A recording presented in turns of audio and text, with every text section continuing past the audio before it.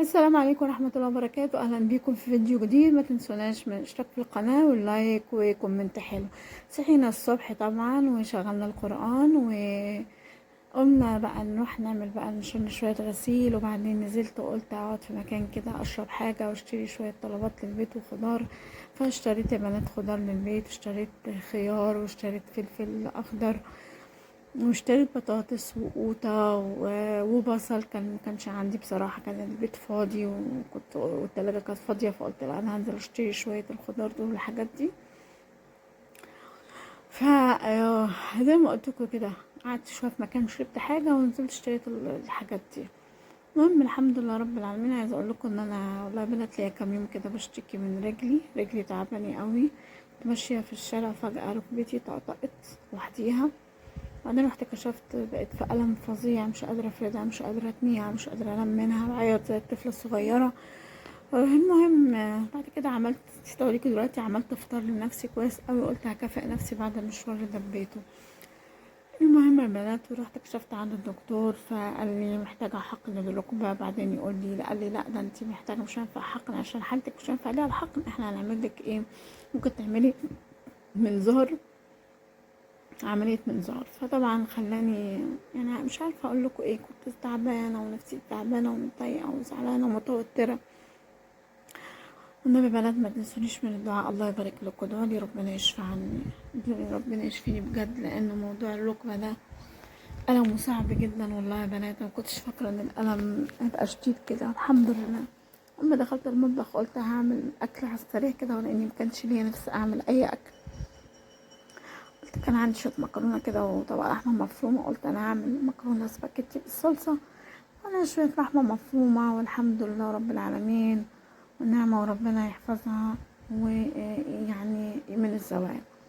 المهم نسيت يا بنات، ما تنسوش يا بنات تصلوا على النبي وتقولوا دعانا رب اشرح لي صدري ويسر لي امري. معلش الدنيا كده ممكن تكون مش متظبطه، لان انا نفسي مش متظبطه، لاني كنت طبعا الموضوع تعبي وكده اهو، خليني متوتره شويه. والله لو وقفت اعمل الاكل ده، عايزه اقول لكم يعني التصوير انتوا شايفينه ده انا صورته بالعافيه، كنت بعمل حاجه وارجع اقعد، اعمل حاجه وارجع اقعد، كنت يعني تعبانه جدا جدا جدا، مش عايزه اقول لكم يعني. الحمد لله رب العالمين على كل اللي يجيبه ربنا. كنت بقوم اعمل الحاجه واجري اروح اريح شويه، اعمل الحاجه يا بنات واجري اروح اريح شويه، عشان خاطر طبعا ايه اكمل الفيديو.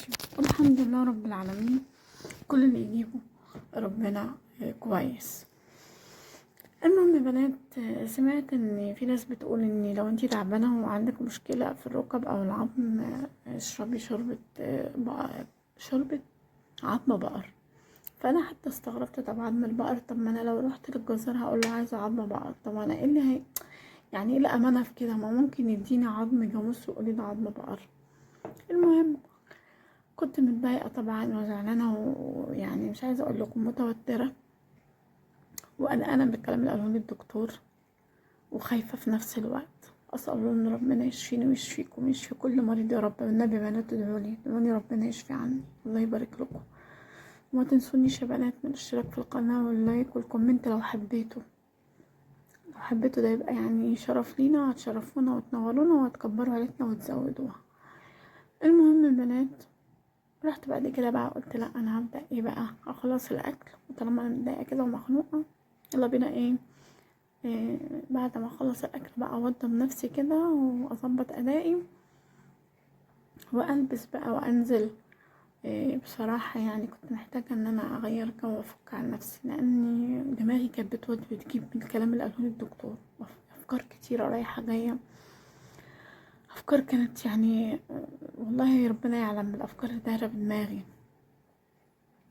عايزه اقول لكم ان نزولي كان يعني انا بنزل بصعوبه واطلع بصعوبه، بس مضطره بقى يعني انا عايزه افك عن نفسي باي طريقه، لان لو فضلت قاعده كده في البيت افكر في الكلام بتاع الدكتور حسيت ان انا هتحصل لي حاجه. فانا قلت لا انا مش هفضل قاعده كده، يلا بقى. الحمد لله شفته بقى. عايزه اقول لكم ان انا في الكادر اللي جاي ده هتلاقوني عملت اخيرا انجزت باعجوبه يعني، عملت المكرونه سباكيتي. عايزه اقول لكم ان انا المكرونه السباكيتي دي في اليوم ده خدت مني يوم طويل، مع انها ما بتاخدش وقت، بس انا كنت بعمل حاجة وارجع اقعد اريح شوية. اخيرا عملت طبق المكرونة الاسباجيتي، بعمل حاجة واريح. المهم نزلت يا بنات، لبست ونزلنا وقلنا بقى ايه، نفك عن نفسنا شوية وانا افك عن نفسي. اي نعم كنت نازلة بتسند بس مش مشكلة، يعني انا قلت المهم ان انا انزل افك عن نفسي والتفكير اللي في دماغي ده يروح من دماغي. رحنا قعدنا في مكان ظريف وكده اهو. وانا هناك يعني في حد من صحابي قال لي طب ما تشربي شوربة زي ما بقولكوا كده عم بقر او شوربة كوارع. فقلت خلاص بقى يبقى يلا بينا ايه ناخد شوربة كوارع. طلعنا بقى، رحنا فين؟ رحنا حبايب السيدة. طبعا انتوا عارفين حبايب السيدة طبعا ده غنى، يعني في غنى عن التعريف. المهم قلت خلاص احنا يلا بينا. طلعنا على حبايب السيدة ورحنا طلبنا بقى هناك. طلبت انا شوربة كوارع، وطلبنا عكاوي، وطلبنا فتة كوارع بالخل والثوم ورز وكده اهو والعيش. وكانت يعني لذيذة وجميلة. والله يا بنات عايزاكم بس تقولي لو في حد منكم مر بتجربة الركبة دي قبل كده، يعني ايه الخطوات اللي يعملها، لان انا محتارة مش عارفة اعمل ايه. يعني انا مش عارفة الخطوات اللي انا اعملها ايه. المهم الحمد لله، وبعد كده ربنا كرمني ورجعنا البيت والحمد لله رب العالمين. لايك والاشتراك في القناة يا بنات، وربنا يشفيكم ويعافيكم ويعافينا، والسلام عليكم.